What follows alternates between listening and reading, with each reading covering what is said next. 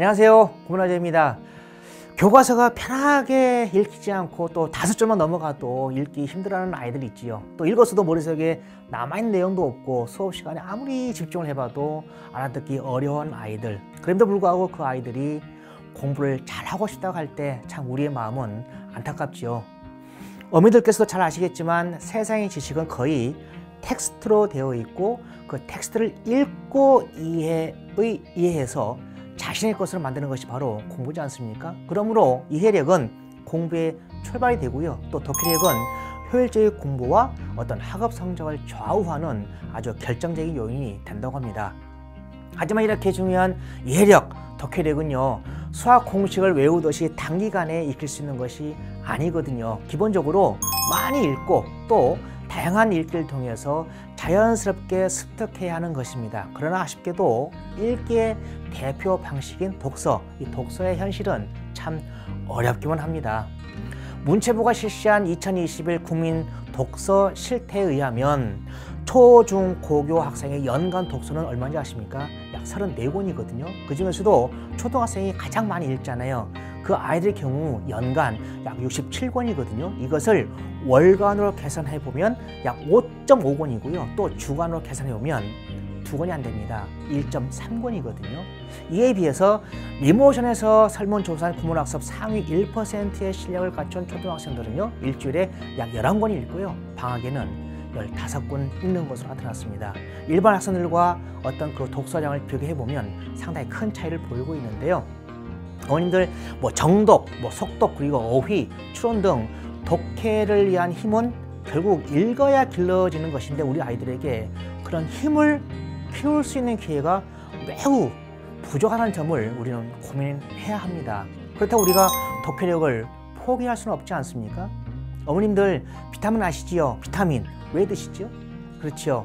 건강을 위해서는 다양한 음식, 좋은 음식을 먹어야 되고 또 꾸준한 운동이 필요한데 그렇지 못할 때는 우리가 비타민으로 부족한 영양소를 채워가고 있지 않습니까? 그렇듯 체험을 좋아하지 않고 또 독서 자체가 부족한 아이들에게 독해력을 위해서 비타민과 같은 방법 제가 오늘 2가지 말씀드리도록 하겠습니다. 첫째는요, 소리내 읽기입니다. 어학은 듣고 말하고 읽고 쓰기 4대 영역이 있지 않습니까? 이 중에서도 소리내 읽기는 아주 적극적인 학습 방법으로요, 학습자의 이해력을 높이는데 상당히 효과적입니다. 우리는 역사적으로도 음독의 중요성을 알고 실천해왔던 민족입니다. 그 음독이 지금은 외국어 학습에서도 적극 활용되고 있는데요. 국어학습에서 실력이 우수한 학생들은요, 글을 유창하게 읽습니다. 글자와 어구 읽기가 정확하고 또 빠르고요, 의미에 따라서 정확하게 끊어 읽어가며 읽는 능력도 있습니다. 결국 소리내어 읽는 습관으로 이해력이 높아진 아이들이죠. 이런 아이들은 결국 서서히 소리내지 않는 묵독을 거쳐서 빠른 또 속도로 읽게 되는데요. 이 자신감이 어디로 발전될까요? 그렇죠. 많은 글 읽기로 이어집니다. 어머님들, 둘째는요, 교재 속에서 책 읽기입니다. 책 읽기이거든요. 단순한 읽기와 쓰기만을 위한 국어학습이 아니라 다양한 독서의 기회를 갖게 하는 방법입니다. 즉, 아이들이 가정에서 하는 국어학습에서요, 사지선다형 문제 풀고 찍고 그걸로 끝나는 것이 아니라 교재의 지문에서 읽기 흥미를 찾고 또 다양한 글을 읽는 기회를 갖게 함으로써 점차적으로 독해력을 향상시키는 방법입니다. 그것이 가능하기 위해서는요, 자기 국어 수준에 맞춰 부담 없이 지문을 읽고 또 문제를 풀 수 있는 교재가 있어야 되고요, 점차 수준 높은 독해로 올라갈 수 있는 프로그램이 있어야 됩니다.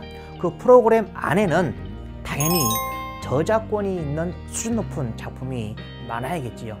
이렇게 함으로써 아이들에게는 문학, 또 비문학, 독서를 가져주면 의 다양한 영역의 어떤 독서 기회가 된다는 큰 장점이 있습니다.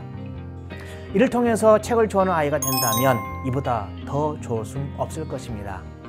어머님들, 오늘은 독해력에 대해서 알아보았는데요.